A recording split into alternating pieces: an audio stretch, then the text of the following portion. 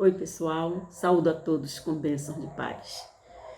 Bem, eu vim aqui hoje para a gente conversar sobre um livro que já vendeu milhões de cópias, inclusive da Michelle Obama, né? Minha História. Já rendeu filme, ela dá bastante entrevista mundo afora sobre o que ela fala nesse livro. E eu escolhi a página 82 para fazermos a nossa reflexão de hoje. Nessa página 82, a Michelle fala que ela, quando terminou o segundo grau, ela ficou entre os 10% dos melhores alunos da turma, ela foi tesoureira da classe, ela entrou para uma organização que dá reconhecimento aos melhores alunos, estudantes de ensino médio dos Estados Unidos, mas ela também traz um relato que eu passo aqui para vocês. Quem não leu, vai meditar aqui comigo. Ela fala que era obrigatório ter uma entrevista com uma orientadora, né, para falar sobre uma possível colocação, falar sobre as universidades que ela estava se propondo, aguardando o chamado. E conversando com essa orientadora, quando ela disse que queria ir para Princeton, que é uma das melhores dos Estados Unidos, a resposta que ela disse, a frase que eu ouvi e ficou na mente dela foi a resposta que a orientadora disse para ela. Disse que num sorriso assim, superficial, paternalista, tipo assim, oh, coitada, ingênua. Não sei se você é o tipo de príncipe. A Michelle conta isso em várias... Eu tenho assistido a vários documentários onde ela dá entrevistas e ela sempre traz isso à tona. Isso ficou marcado para ela. Em 1976, eu terminei o segundo grau. E no Central. Tinha feito ginásio na Edgar Santos. Aí um amigo de minha tia, quando soube que eu ia fazer vestibular, ô, dona Lúcia, não deixa Isabel fazer vestibular, não. Ainda mais aonde? Na UFBA? A UFBA, dona Lúcia, não é para qualquer um. Ah, mas a biblioteconomia é 5 para uma vaga. 5 para uma vaga? Mesmo assim, tá muito para ela. Mas, minha tia, você vai fazer. Eu fui. Fiz o vestibular. Passei. Eu sei porque que ele disse isso. Ele disse isso porque a minha história era bem conhecida. Eu nasci, minha mãe lá no Rio de Janeiro, no Nova Iguaçu, Comendador Soares, chamam de Morro Agudo. Minha mãe teve que me dar na maternidade. Depois, com 30 dias, chorou muito, tomou de volta, deu a outra família. Com 6 anos, tomou, trouxe para a Bahia, deu a outra família. E por aí vai. O colégio que eu estudei, o Edgar Santos, eu tinha um professor muito interessante de matemática chamado Stafa. Ele dizia, aqui é um funil.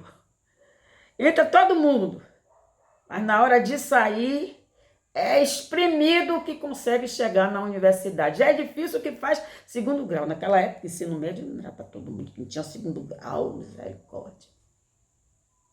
Eu fui, fiz e passei. Sempre relembrar algumas coisas assim, talvez vocês digam, falem assim, mas Isabel sempre traz experiências dela, porque tem coisas que ficam tão marcadas que não tem como a gente não trazer e ilustrar. Na época, eu fiz o que uma professora minha, lá do curso de psicologia, psicanalista, psicóloga, Cristina Goulart, uma mulher que sabe de ter um nariz nessa área, e ela diz que não importa o contexto que você conviva, que você cresça, que você desenvolva a sua vida. Se você fizer um concerto com você, um arranjo na sua cabeça e disser, eu não vou ser igual àqueles ou às pessoas que fazem parte disso que eu não gosto, desse meio, dessa família disfuncional que eu vivo. Os exemplos que eu tenho não são bons. O que eu vejo lá não é nada bom, mas eu não quero ser assim. Eu não vou ser assim. Minha mãe era alcoólatra, tinha uma vida difícil, que aos pés de Cristo, graças a Deus, a vida dela foi transformada, mas antes disso, a minha tia que me criou, às vezes eu nem queria que eu fosse na casa de minha mãe, com medo de não ver certos exemplos. Mas vocês pensam que esconde coisa de criança. A criança, dentro do aparato cognitivo dela, ela vai entendendo, vai crescendo, né? vai desenvolvendo, né? O raciocínio dedutivo dela, e ela vai, hipotético dedutivo, vai crescendo até que ela entende. Eu sabia que tinha alguma coisa que não era boa, eles pensavam que eu não sabia de nada. Mas eu dizia, eu não vou ser assim. Eu não vou viver assim. A Odisseia, os poemas homéricos, traz um relato muito interessante do ponto de vista do neurocientista David Eagleman, nesse livro, Incógnito das Vidas Secretas do Cérebro. Ele diz que a mente, o cérebro é uma equipe de rivais. E aí ele traz um exemplo, uma ilustração de Ulisses, né? o rei de Ítaca, que venceu a guerra de Troia e teve que voltar para sua terra junto com os marinheiros, né? E o que aconteceu no caminho? No caminho ele sabia que teria que passar pela Ilha das Sereias. Isso é bem falado, é bem conhecido, né? Ele ia passar pela Ilha das Sereias e lá, quando elas começassem a cantar, os marinheiros seriam atraídos e a atração que elas tinham era tanta que ninguém conseguia resistir à música, o som que elas emitiam. E o que acontecia com as donzelas traiçoeiras? Os marinheiros ouviam aquele cântico e ficavam tão inebriados, tão enfeitiçados, que se batiam com as rochas e as naus naufragavam. Então, o que foi que Ulisses pensou? O David Eagleman traz uma alegoria, uma analogia muito interessante, que ele conta o seguinte: o Ulisses do presente começou a pensar como o Ulisses do futuro. O Ulisses do presente, que ele estava ali antes de passar pelas sereias, segundo a lenda, a mitologia, né? Seria ali, naquele momento presente, ele era sensato, correto, mas ele sabia que quando chegasse lá, naquele momento que ele começasse a ouvir o cântico das sereias, ele não conseguiria resistir. Então, o que foi que ele fez? Ele pediu aos marinheiros, vamos todos colocassem cera no ouvido e que amarrasse ele bem amarrado, mas bem amarrado mesmo no mastro. Porque aí quando passasse, por mais que ele pedisse, ele disse, por mais que eu peça a vocês, por mais que eu diga, me desamarre, não me desamarre. Ele pediu por tudo, não me desamarre. E assim ele, segundo os poemas homéricos, ele passou 10 anos, reencontrou sua esposa Penélope, encontrou seu cão Argo, 20 anos aguardando por ele. Beleza total.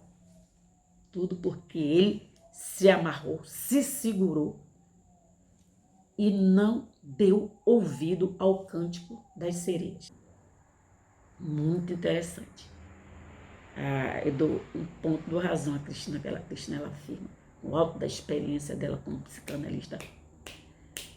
Se a pessoa fizer um arranjo consigo mesma e disser, não vou ser isso ou aquilo, não adianta. Eu contrariei todas as estatísticas. O pessoal chegar a página, Ana Lúcia, não vai ser nada, não quer nada.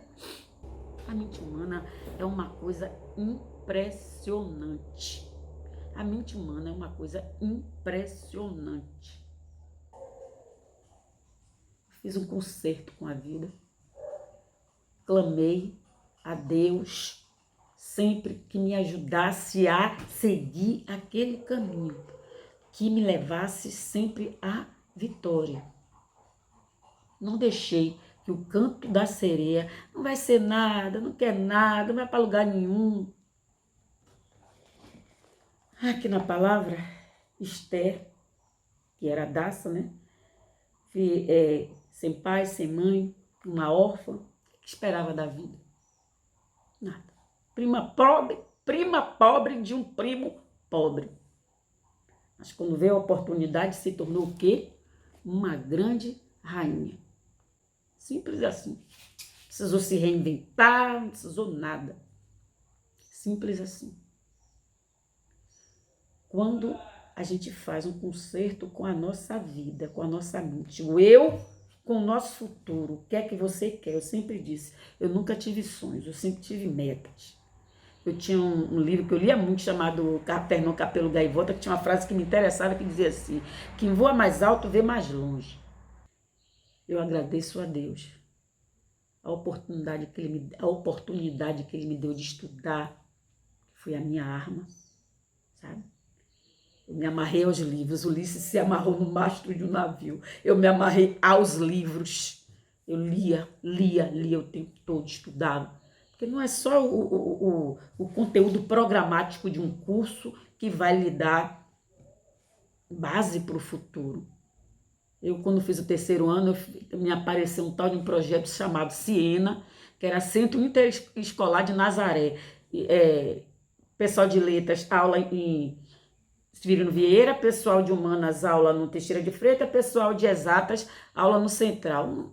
Foi uma loucura. Chegaram a botar o apelido de coitados inocentes, nunca aprenderão. Ralando coco, estudando e lendo, ó, virando página com o cotovelo, espremendo coco, virando página com o cotovelo. E Deus nos abençoe, nos guarde, nos proteja e nos ajude a trilhar caminhos que nos leve sempre para a vitória e deixemos de ouvir o canto das sereias. Muito obrigado.